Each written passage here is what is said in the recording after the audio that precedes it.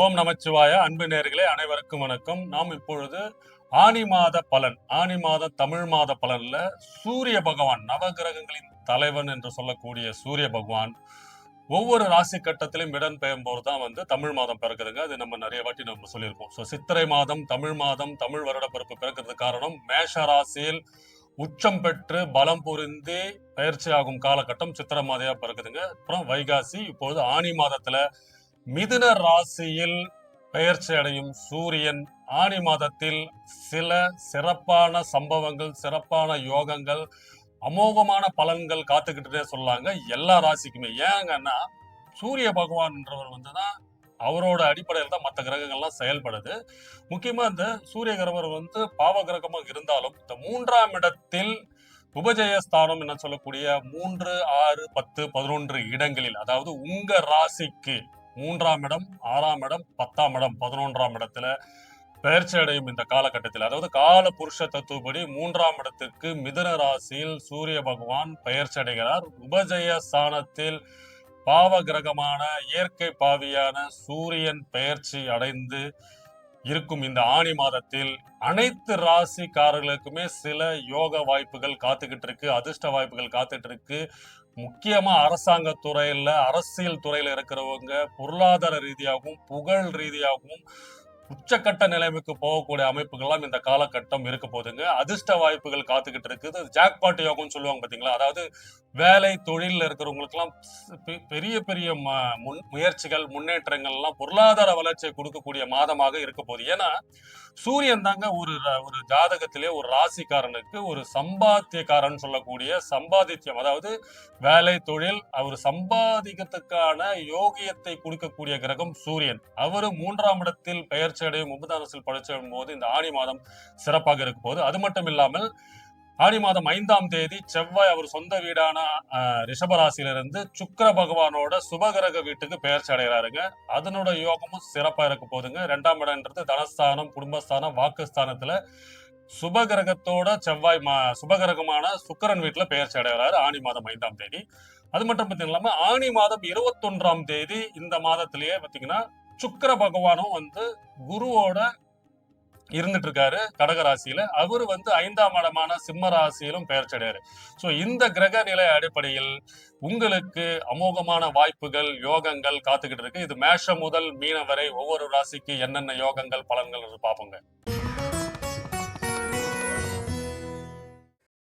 தனுசு ராசி நேயர்களே, உங்களுக்கு இந்த ஆணி மாதம் உங்களோட ஆட்டம் ஆரம்பம்னே சொல்லாங்க. ஏன்னா உங்களோட ராசிநாதன் குரு பகவான் உச்சம் பெற்று 8ஆம் இடத்தில் இருக்கும் இந்த மாதத்தில் சுக்கிரனும் அவர் கூட இருக்கிறாரு. அது மட்டும் இல்லாமல் இந்த மாதம் ஆணி மாதம் 5ஆம் தேதி உங்களுக்கு பஞ்சமாதிபதி சொல்லக்கூடிய செவ்வாய் பகவான் 6ஆம் இடத்துக்கு போறாருங்க. அதனாலவே இந்த மாதம் உங்களுக்கு சில யோக வாய்ப்புகள் காத்துக்கிட்டுன்னே சொல்லாங்க. வராத கடன்லாம் வரப்போகுது. குடும்பத்துக்காகவும் குடும்ப சூழ்நிலைக்காகவும் புதிய கடன்கள் வாங்குவீங்க. அது மட்டும் இல்லாமல் வீடு கட்டுறது, புதிய கார் வாங்குற அமைப்பெல்லாம் இந்த மாதம் இருக்க போகுது.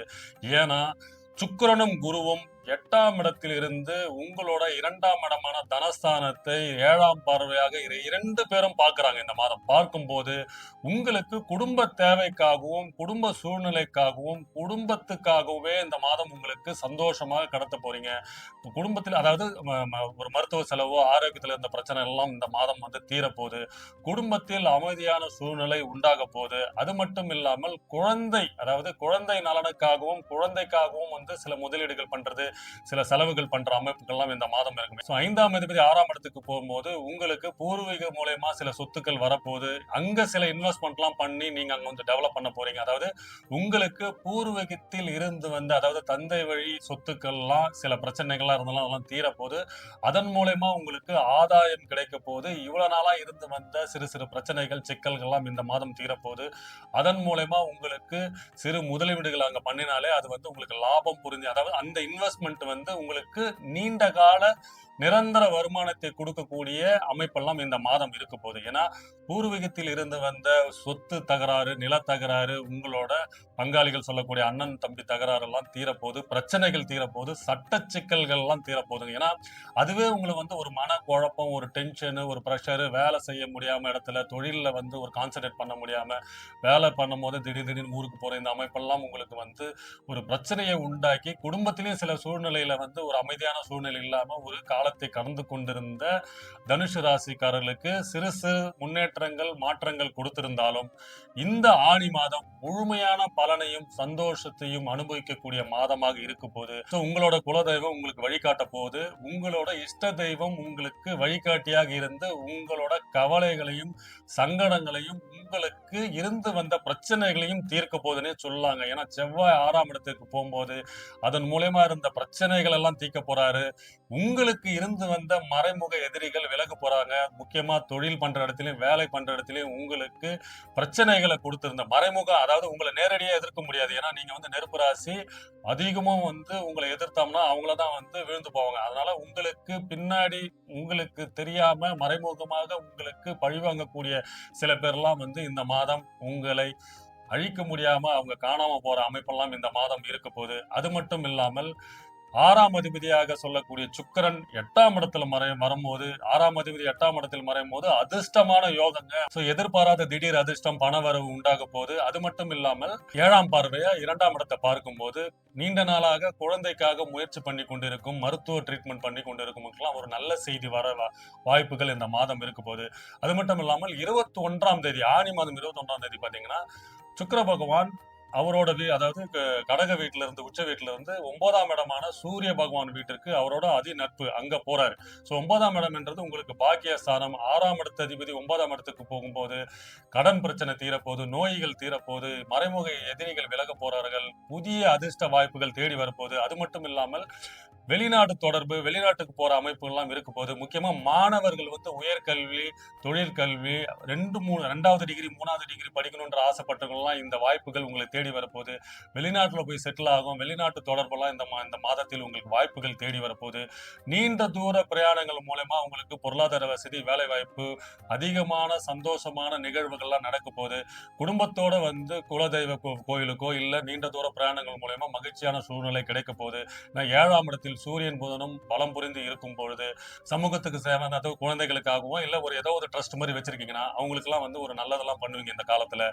உங்களுக்கு எதிர்பார்த்த முதலீடுகள் பண வரவெல்லாம் கிடைக்க போகுதுங்க.